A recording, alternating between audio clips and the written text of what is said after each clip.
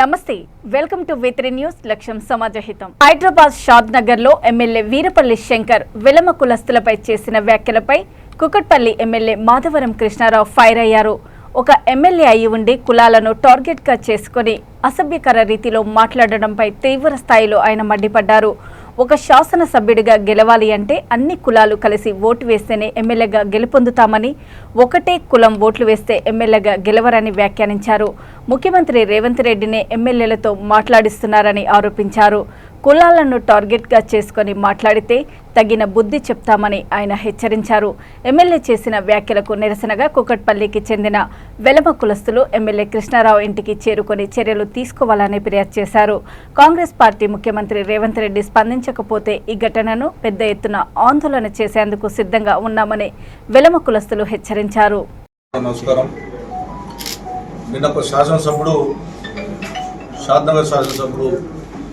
ఒక కులాన్ని గురించి మాట్లాడినటువంటి మాట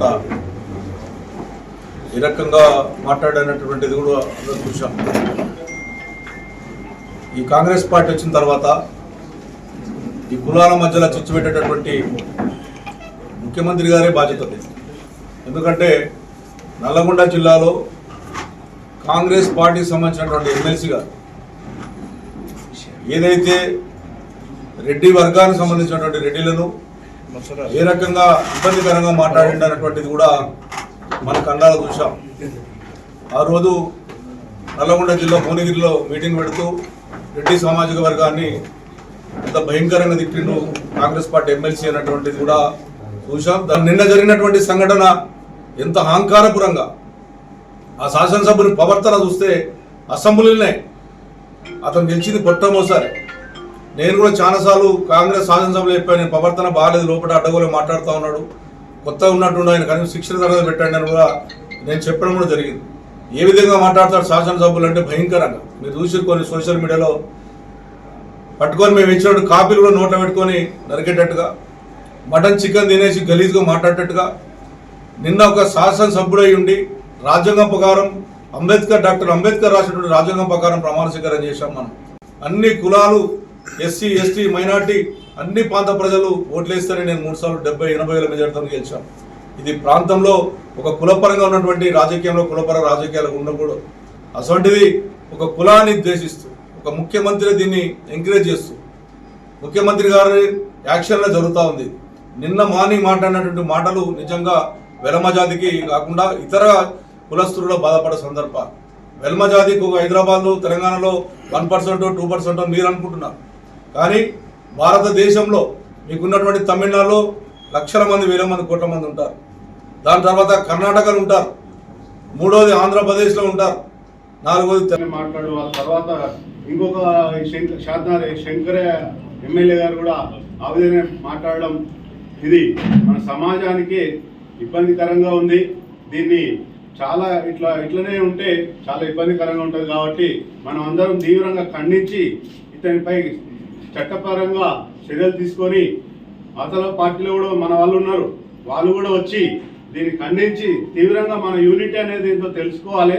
ఇట్లనే వదిలేస్తే మాత్రం చాలా ఇబ్బందికరంగా ఉంటుంది, మన శాతగానం తన కిందికి వెళ్ళిపోతుంది. కాబట్టి మన వెల్మ ఐక్యత అనేది తెలియాలంటే ఒక అందరూ, ప్రతి పౌరులు, ప్రతి మన వెల్మ సంఘం సభ్యులు, నాయకులు అందరూ వచ్చి దీన్ని ఖండించి తీవ్రంగా చట్టపరమైన చర్యలు తీసుకొని ఆయనకు శాసనసభ్యుడికి అనర్హుడు అవుతారు.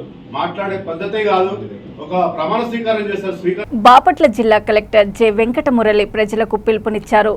బాపట్ల జిల్లాలోని బాబాసాహెబ్ అంబేద్కర్ ఆశయాలను ఆదర్శంగా తీసుకోవాలని బాపట్ల శాసనసభ్యులు వేగశన నరేంద్రవర్మ కోరారు. డాక్టర్ బిఆర్ అంబేద్కర్ 68వ వర్ధంతి సందర్భంగా బాపట్ల పట్టణంలో జమ్ములపాలెం రోడ్డులోని ఆయన విగ్రహం వద్ద చిత్రపటానికి పూలమాలలు వేసి ఘనంగా నివాళులర్పించారు. ఈ సందర్భంగా ఆయన మాట్లాడుతూ డాక్టర్ బిఆర్ అంబేద్కర్ ఎన్నో ఇబ్బందులు, సమస్యలను ఎదుర్కొన్నప్పటికీ ఆగిపోకుండా ధైర్య సాహసాలతో జీవితాన్ని కొనసాగించారన్నారు. ఉన్నత విద్య కోసం విదేశాలకు వెళ్లి బారిస్టర్ స్థాయికి ఎదిగారన్నారు. స్వర్గీయ శ్రీ బిఆర్ అంబేద్కర్ గారు ఎంతో వెనుకబడినటువంటి ఒక సామాజిక వర్గంలో జన్మించి ఆయన పాఠశాల చదువు కొనసాగే రోజుల్లో అనేక వివక్షలకు గురయ్యి అనేక ఇబ్బందులను ఎదుర్కొని మరి అలాంటి పరిస్థితులు సామాన్యులకు ఎదురైనట్టయితే ఆ సమస్యల్లో ఓడిపోయి ఓటమిగా మిగిలేవాళ్ళు.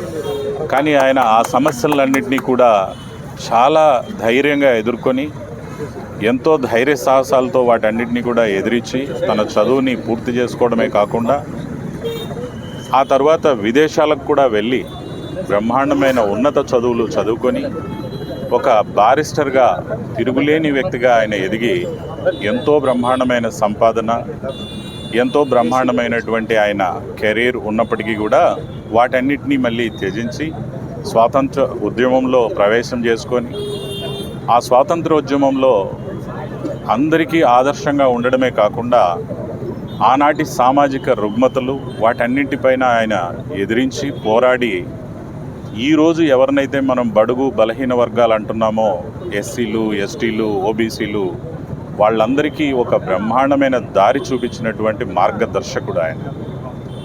ఈరోజు చాలామంది చెప్తారు ఏమనంటే బాపట్ల జిల్లా పట్టణంలోని ఎంపీ కార్యాలయంలో డాక్టర్ బాబాసాహెబ్ అంబేద్కర్ 68వ వర్ధంతి సందర్భంగా ఘన నివాళులర్పించారు.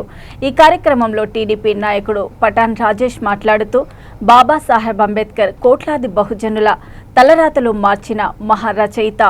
ఆదేశాల మేరకు అంబేద్కర్ లాంటి మహనీయుడిని జ్ఞాపకం చేసుకుంటూ ఆయన నడిచిన అడుగుజాడల్లో ముందుకు సాగుతూ భారతదేశానికి అంబేద్కర్ చేసిన సేవలు మరుపురానివని ఎంపీ తేనేటి కృష్ణప్రసాద్ తెలిపారు. ఈ సందర్భంగా బాపట్ల ఎంపీ కార్యాలయంలో ఆయనకు ఘన నివాళులు అర్పిస్తున్నామన్నారు. ఈ కార్యక్రమంలో గవిని ప్రసాద్, నక్కా ప్రకాష్, జనసేన నాయకులు గొట్టిపాటి శ్రీకృష్ణ, దాసరి యేసుబాబు, భీమా కోటేశ్వరరావు, నీలాంబరం నాగేశ్వరరావు తదితరులు పాల్గొన్నారు. 68వ వర్ధంతి సందర్భంగా గౌరవనీయులు పెద్దలు Bapatla Lok Sabha parliament speaker, Bapatla parliament సభ్యులు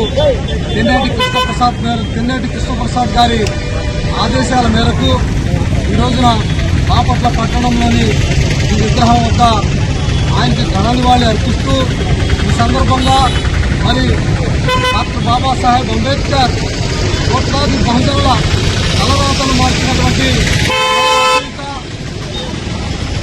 నా జీవితపు చివరంచు వరకు కూడా అట్టడుగు బలహీన బడుగు వర్గాల సంక్షేమం కోసం, వారి అభ్యున్నతి కోసం అంధకారంలో మునిగి ఉన్నటువంటి వారి జీవితాలలో వెలుగు నింపే ఒక కాంతి రేఖగా ఆయన ఉదయించి ఈ భారతదేశానికి నిజమైన స్వాతంత్రాన్ని తెచ్చినటువంటి గొప్ప స్వాప్నికుడు బాబాసాహెబ్ అంబేద్కర్ గారి 68వ వర్ధంతి సందర్భంగా బాపట్ల ఎంపీ గారి కార్యాలయం నుండి హైదరాబాద్ విజయవాడ నేషనల్ హైవేపై పోలీసులు చేజింగ్ చేశారు.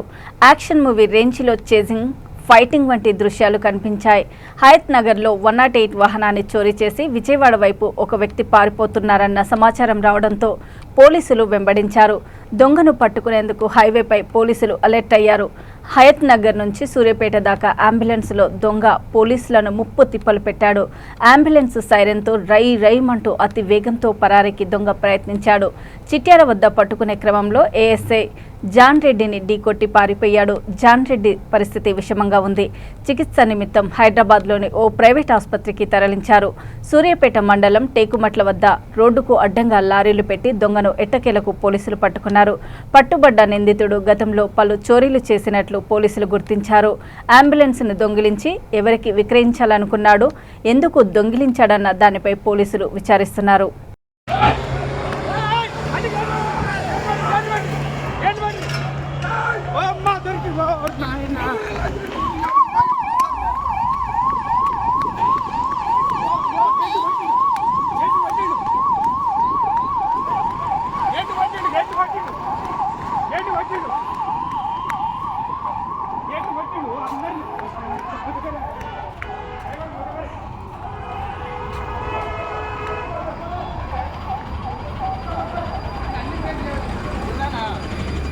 అంబులెన్స్ చోరీ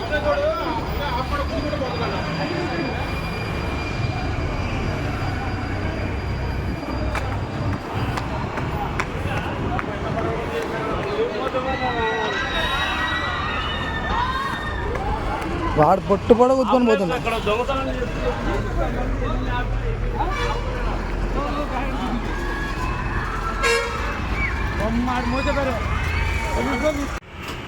ఏం పేరు అయిపోయిన పేరు? నీ పేరేం పేరు? నా పేరు రవి. నువ్వు విలేకరువా? నువ్వు ఏ విలేకరు? TV sun డైరెక్టర్వా? సాక్షి విలేకరువా? నీ పేరు చెప్తే నేను మాట్లాడతాను. నా పేరు రవి. నువ్వు ఏ కంపెనీలో విలేకరు? టీవీ9. మీ ఓనర్తో నీతో మాట్లాడుకో. సరే, ఏం జరిగిందే? కరాటేలో గోల్డ్ మెడల్ సాధించిన విద్యార్థిని మంత్రి మరియు ఎమ్మెల్యే అభినందించారు. హనుమకొండ జిల్లాలోని స్కూల్లో ఫెడరేషన్ గేమ్స్లో రాష్ట్ర స్థాయి కరాటే ఫైనల్ పోటీల్లో అండర్-17 బాలికల విభాగంలో ప్రథమ స్థానం పొంది గోల్డ్ మెడల్ సాధించిన గ్రేటర్ వరంగల్ మున్సిపల్ కార్పొరేషన్ 55వ డివిజన్ భీమారం ప్రాంతానికి చెందిన బక్కెర శ్రీహరిణిని వారి చేతుల మీద గోల్డ్ మెడలో వేసి ప్రశంసా పత్రం అందజేసి అభినందనలు తెలియజేశారు.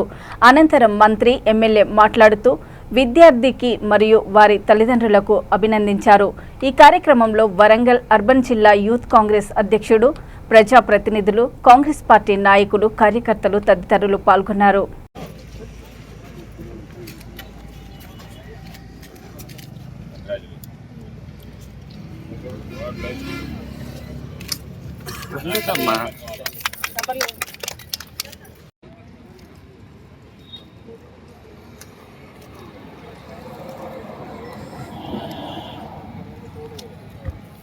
యాదాద్రి భువనగిరి జిల్లా బూదాన్ పోచంపల్లి మండలము జలాల్పూర్ గ్రామంలో విషాదం చోటు చేసుకుంది.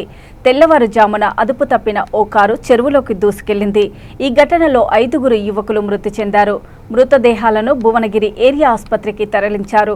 మృతులను హైదరాబాద్లోని హయత్ నగర్కు చెందిన హర్ష, దినేష్, వంశీ, బాలు, వినయ్లుగా గుర్తించారు. మణికంఠ అనే యువకుడు ప్రాణాలతో బయటపడ్డాడు. హైదరాబాద్ నుంచి బూదాన్ పోచంపల్లికి వెళ్తుండగా ఈ ప్రమాదం జరిగినట్లు పోలీసులు తెలిపారు. కేసు నమోదు చేసుకున్న పోచంపల్లి పోలీసులు దర్యాప్తు చేస్తున్నారు. ప్రాణాలతో బయటపడిన మణికంఠ నుంచి వివరాలను సేకరిస్తున్నారు.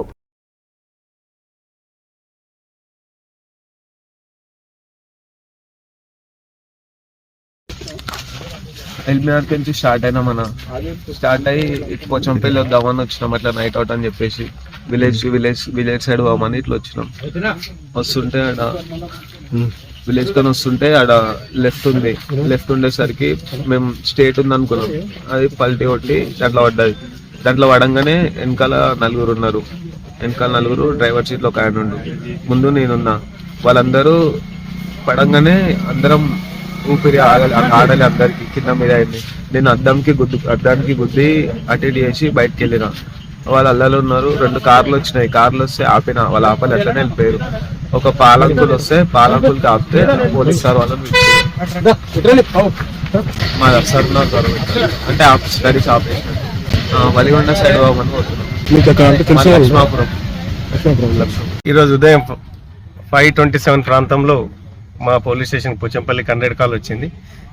ఈ జలాల్పూర్ చెరువులో ఒక కారు యాక్సిడెంటల్గా పడడం వల్ల అక్కడ చనిపోయి ఉన్నారు కొద్దిమంది అనగానే ఇమీడియట్ మా పోలీస్ వాళ్ళు, మా ఎస్ఐ వాళ్ళందరూ కూడా సీన్కి రీచ్ అయ్యి చూడగా ఈ మారుతి స్విఫ్ట్ డిజైర్ కారులో ఒక 6 మంది age 20 to 25 years age group వాళ్ళు స్పీడ్గా వచ్చి ఈ అక్కడ ఉన్న ఒక కడీలను గుద్ది చెరువులో పడడం అనేది జరిగింది.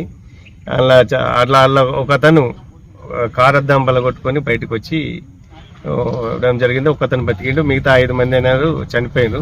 వాళ్ళందరినీ కూడా డెడ్ బాడీస్ కూడా అన్ని కూడా ఏరియా హాస్పిటల్కి షిఫ్ట్ చేసినాం. అతనికి కూడా హాస్పిటల్కి షిఫ్ట్ చేసినాం. ఇంజురీకి కూడా ఇన్వెస్టిగేషన్ టేకప్ చేసినాం. ఇన్వెస్టిగేషన్ చేస్తాం. వాళ్ళంతా ఫ్రెండ్స్. వాళ్ళు ఇట్లా కొత్తగూడెం నుంచి ఇట్లా వలిగొండ వెళ్దామని చెప్పి పొద్దున వెళ్తుండ్రు. ఈ క్రమంలో ఈ ఘటన జరిగింది.